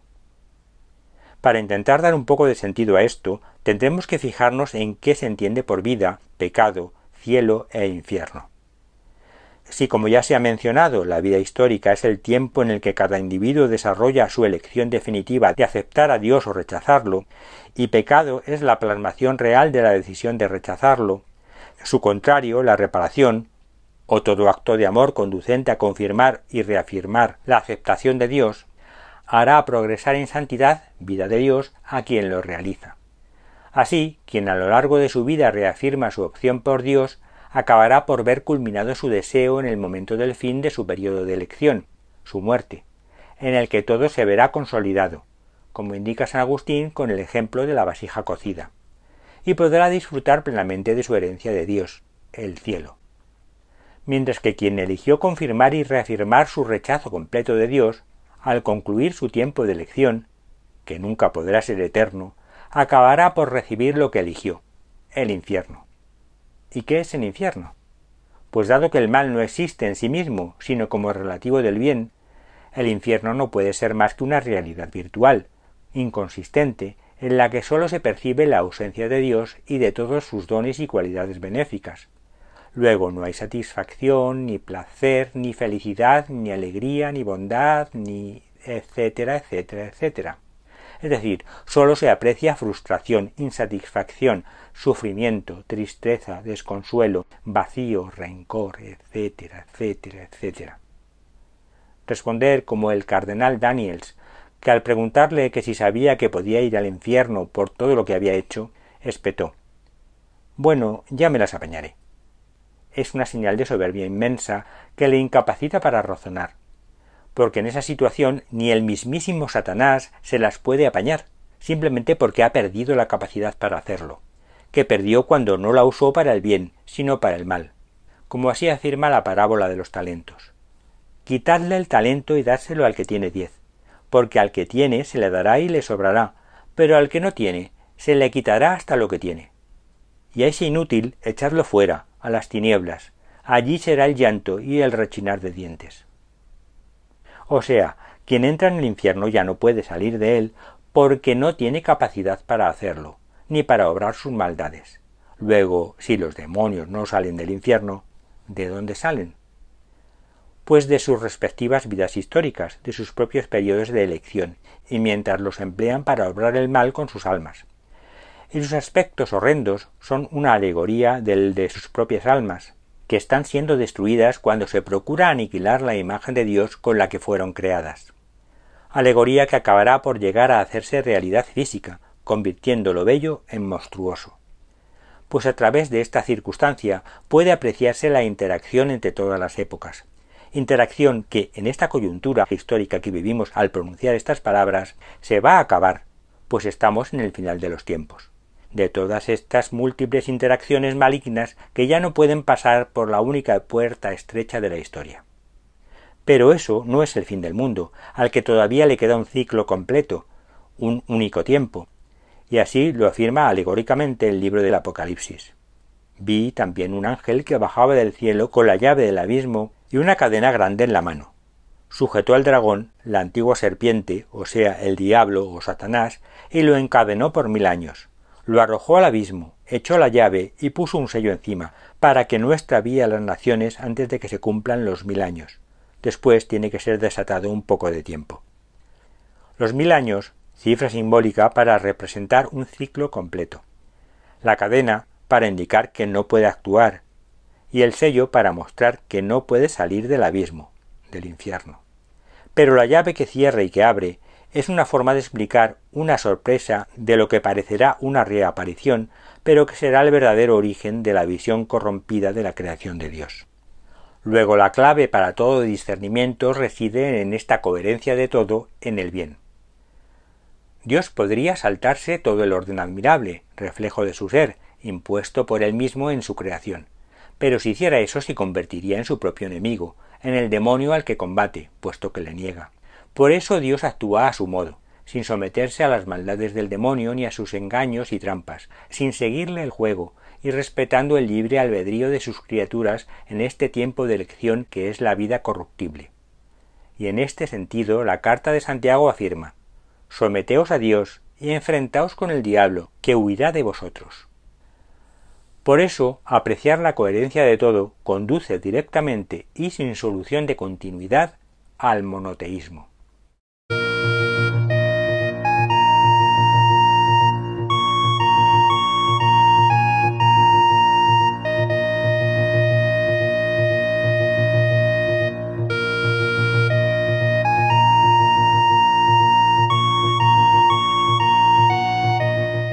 Etapa prólogo o inicial. El inicio de la fe, la llamada.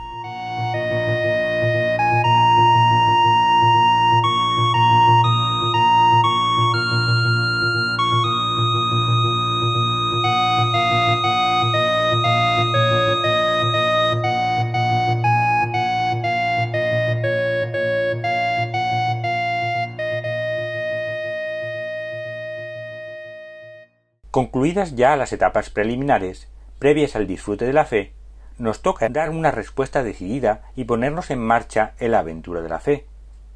El propósito para esta etapa es revisar cómo anda nuestra relación con Dios, y para ello podemos intentar dar respuesta a las siguientes preguntas. ¿Qué pinta Dios en el mundo? ¿Y en mi vida? ¿Me siento querido por Dios? La llamada de Dios a emprender el camino que conduce hasta Él es el inicio de toda peregrinación. Según sea la respuesta, afirmativa o negativa, comenzaremos a vivir en verdad y en plenitud o no.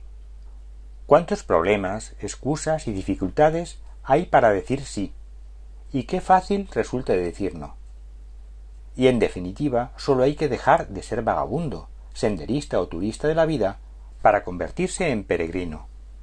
Esto es lo que le pidió Dios a Abraham, y su respuesta fue el inicio de la andadura del pueblo de Dios, de la historia de Israel, de la epopeya de Dios y nosotros. El Señor dijo a Abraham: «Sal de tu tierra, de entre tus parientes y de la casa de tu padre, y vete a la tierra que yo te indicaré. Yo haré de ti un gran pueblo, te bendeciré y haré famoso tu nombre, que será una bendición. Bendeciré a los que te bendigan, y maldeciré a los que te maldigan. Por ti serán benditas todas las naciones de la tierra». Partió Abraham, como le había dicho el Señor, y Lot marchó con él. Salir de la casa de uno, de su lugar de origen y de su gente, conlleva salir de la costumbre, de la tradición, de los prejuicios, de los planteamientos previos, para encaminarse a donde Dios quiera llevarnos. Significa abrir nuestra mente a lo nuevo e inesperado, sin aferrarnos a la tierra de nuestros padres, a nuestras seguridades y propósitos de vida. ¿Estamos dispuestos a confiar en Dios y arriesgarnos? La llamada es individual y personal. No hay camino marcado ni reglas controladoras que nos permitan dominarlo o domesticarlo, como pueda ser el caso del mercantilismo, de yo te doy si tú a cambio me das. Solo cabe la espera confiada, abandonada en Dios, pero en movimiento hacia Él, haciendo camino al andar. La respuesta afirmativa de Abraham a Dios, el reconocerle en la llamada, como María Magdalena reconoce a Jesús en el hortelano, le supone a Abraham oír su nombre pronunciado por aquel a quien busca. Nombre que ya no es Abraham, sino Abraham. Ni el de su mujer Sarai, sino Sara. Y es que han cambiado en lo más profundo de su ser al alcanzar una nueva visión del mundo. Y lo mismo le ocurre a María, al oír un nombre que le turba, llena de gracia. Ella también es invitada a salir de sus planteamientos y a adentrarse por un camino desconocido. Su sí será el origen de un nuevo comienzo dentro de la peregrinación de la fe. Será el principio de la historia de la Iglesia, de la ciudad de Dios, del Dios con nosotros. Al 6º mes envió Dios al ángel Gabriel a una ciudad de Galilea llamada Nazaret, a una joven prometida a un hombre llamado José, de la estirpe de David. El nombre de la joven era María. El ángel entró donde estaba María y le dijo: «Dios te salve, llena de gracia, el Señor está contigo». Al oír estas palabras, ella se turbó y se preguntaba qué significaba tal saludo. El ángel le dijo: «No temas, María, pues Dios te ha concedido su favor. Concebirás y darás a luz un hijo, al que pondrás por nombre Jesús. Él será grande, será llamado Hijo del Altísimo. El Señor Dios le dará el trono de David, su padre, reinará sobre la estirpe de Jacob por siempre, y su reino no tendrá fin». María dijo al ángel: «¿Cómo será esto, si yo no tengo relaciones con ningún hombre?». El ángel le contestó: «El Espíritu Santo vendrá sobre ti, y el poder del Altísimo te cubrirá con su sombra. Por eso, el que va a nacer será santo, y se llamará Hijo de Dios. Mira, tu pariente Isabel también ha concebido un hijo en su vejez, y ya está de 6 meses la que todos tenían por estéril, porque para Dios nada es imposible». María dijo: «Aquí está la esclava del Señor, que me suceda según dices». Y el ángel la dejó. La incomprensión está servida. ¿Quién se va a creer esto? Pero la ayuda y el cuidado de Dios también.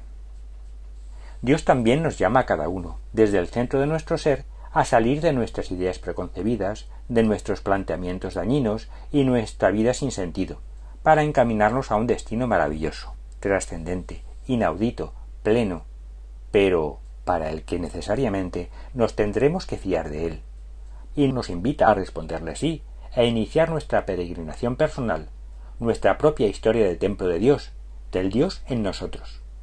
¿Qué le respondemos?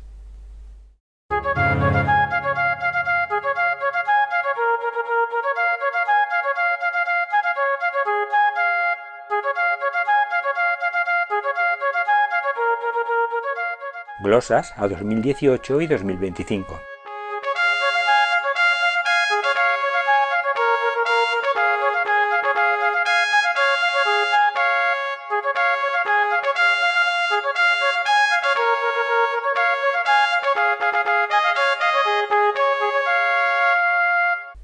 Fijémonos, antes de dar por concluida esta etapa prólogo, en que hemos iniciado 3 ciclos históricos de peregrinación en la fe, de forma simultánea y superpuesta.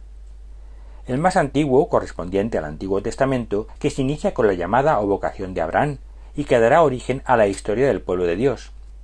El ciclo siguiente, pero sobrepuesto al anterior al modo de una espiral, constituido por el Nuevo Testamento, que comienza con la llamada y aceptación de María, de la Virgen María, y que a su vez marca el punto de partida de la historia de la Iglesia. Y el tercer ciclo, superpuesto sobre los otros 2, que es el propio de cada creyente, puesto para nuestro aprendizaje y a la vez para que lo podamos constatar en la experiencia personal de cada uno, en nuestra particular historia como templos vivos de Dios. Esta triple comparación será nuestro modo habitual de afrontar cada etapa de nuestro recorrido peregrinante por la fe.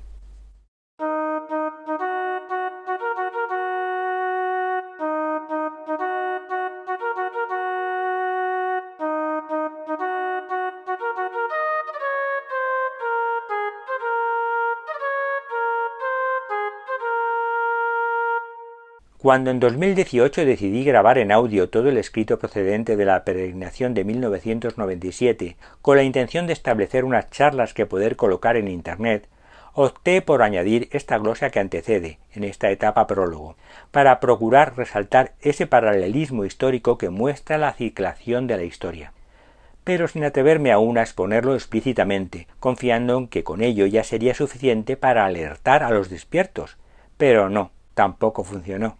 Y es que en el fondo, que te desmonten las ideas preconcebidas no es un plato de gusto para nadie, y parece ser que nadie está dispuesto a salir de su área de confort, de su área de acomodo, tal y como sí lo hicieron Abraham y la Virgen María. Salvo los que ya han optado decididamente por el mal, que esos trabajan en ello día y noche. Por lo que ha llegado el momento en que ya lo tengo que decir con todas sus letras, más allá de insinuaciones y sugerencias respetuosas, para que luego nadie pueda decir que no se lo advertí. Toda la historia del ser humano, del hombre, como ocupante del 6º nivel organizativo de todo lo creado, por encima de todos los animales que se encuentran en el 5º, de los 7 que conforman toda la realidad, aboca como una flecha o como un embudo al monoteísmo, resultante de comprobar la coherencia universal de esa realidad o medio en el que somos, nos movemos y existimos, según palabras de San Pablo en el Areópago de Atenas. Pero todo ese razonamiento necesita ser confirmado por el mismo Dios, a través de una prueba de certeza de tal consideración. Y esa prueba es la que Dios da a Abraham, al salir en su busca e inmiscuirse en su vida, haciéndose presente en ella para llamarle a la confianza en él.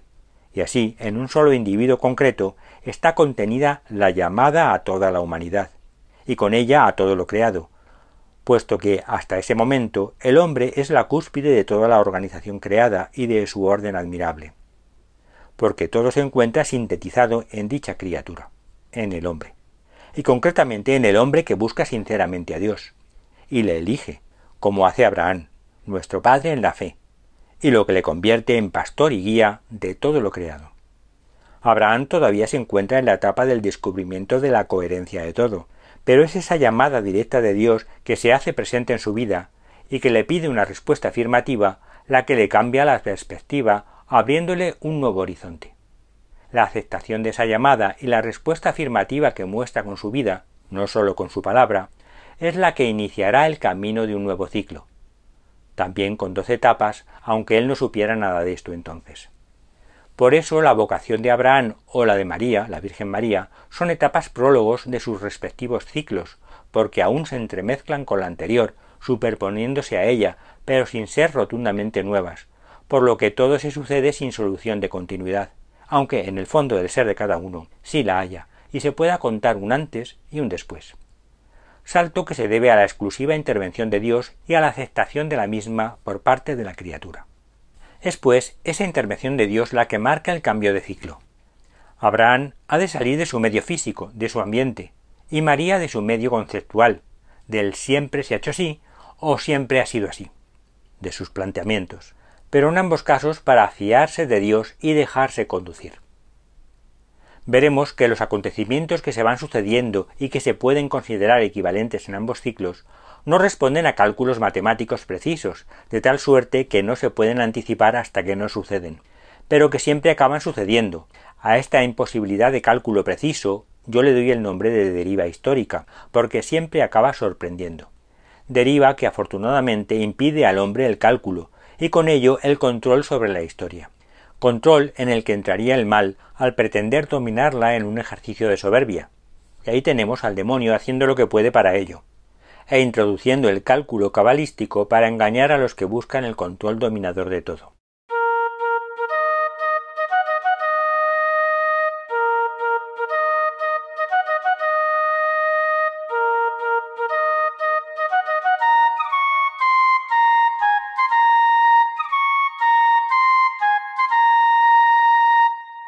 En cuanto al tercer ciclo, que se superpone con el anterior, en el que cada individuo es considerado un templo vivo de Dios, al apostar decididamente por amar al modo de Dios y mostrar así la santidad de éste, lo que transmuta al propio hombre para convertirlo en santo, también se puede descubrir en él un remedio de todos los acontecimientos acaecidos en los otros dos ciclos, aplicados como enseñanza espiritual. Pero es que además ese tercer ciclo también se ha de producir en el conjunto de creyentes, en la colectividad del cuerpo místico de Cristo, por pura lógica histórica, cosa que en el escrito original sólo se menciona para el buen entendedor, aunque sin desarrollarlo, para evitar así conflictos innecesarios que impidieran el aprovechamiento espiritual de todo lo anterior. Pero es que ha llegado el tiempo de adentrarnos en el tercer ciclo para todos los creyentes y para toda la humanidad, que ahora depende de tales creyentes para poder seguir el curso de la historia, al igual que dependió de Abraham y de María para lo mismo. Y no puedo dejar de decirlo, puesto que estamos ya en plena purificación de cambio de ciclo. Pues para poder entender todo esto como profecía basada en la propia historia como experiencia viva, al modo como la vida de los otros actúa de advertencia para la de cada uno en particular. Sólo hay que transponer lo indicado para la vida de cada creyente a la vida del conjunto social de los mismos e interpretarlo todo como referido a la ciudad de Dios, ciudad que es toda ella templo, como así afirma el libro del Apocalipsis. Y en ella no vi santuario, pues el Señor Dios Todopoderoso es su santuario y también el Cordero. Siento descabalar con esto las ideas preconcebidas de la inmensa mayoría de los creyentes, pero precisamente de eso se trata en el nuevo cambio de ciclo. Y es en lo que consiste la purificación en la que ya estamos. En, otra vez, la tercera, salir de las ideas preconcebidas, planteamientos, ambientes que postergan a Dios, etcétera, etcétera, etcétera, para fiarse solamente de Dios y dejarse conducir por Él. Esto es como en la acústica, que el oído necesita reconocer un solo ciclo de una onda sonora para identificar su frecuencia, un segundo ciclo para confirmarla, no fuera que se tratara de un ruido que presenta frecuencia irregular, y un tercero para ya reafirmarla y consolidarla. Pues la fe, igual. El primer ciclo para afirmarla, el de Abraham. El segundo ciclo para confirmarla, el de la Virgen María. Y el tercero y último, el que estamos iniciando, que se superpone sin solución de continuidad con el fin de la etapa anterior, para reafirmarla. Y en este caso la tendremos que reafirmar como pueblo, como iglesia y como cuerpo místico o ciudad, y cada uno además como individuo que sintetiza todo esto en su persona. El Padre, el Hijo y el Espíritu Santo. Más claro, agua.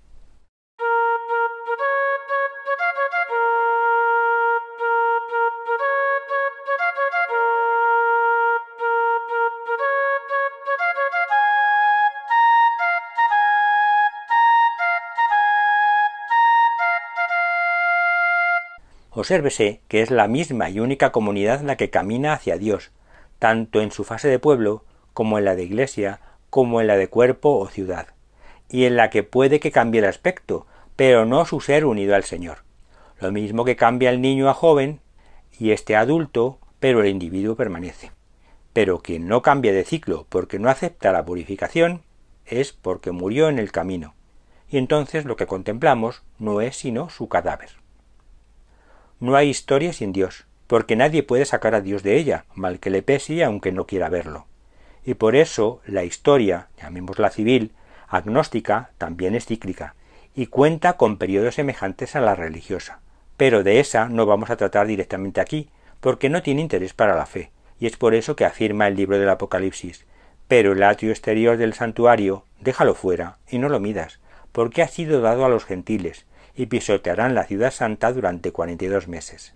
Es decir, no hay que medir, dedicarle tiempo a conocer en profundidad lo que está fuera del santuario, de la fe, y baste con saber que esos de fuera se infiltrarán dentro por un periodo corto, pero intenso, puesto que se cuenta en meses. Pero si respondemos sí a esa llamada de Dios, entonces ya nos adentraremos de lleno en la aventura de la fe. Pero eso será en la segunda parte de la vida, un camino de misión plasmado en la historia. Muchas gracias por su atención.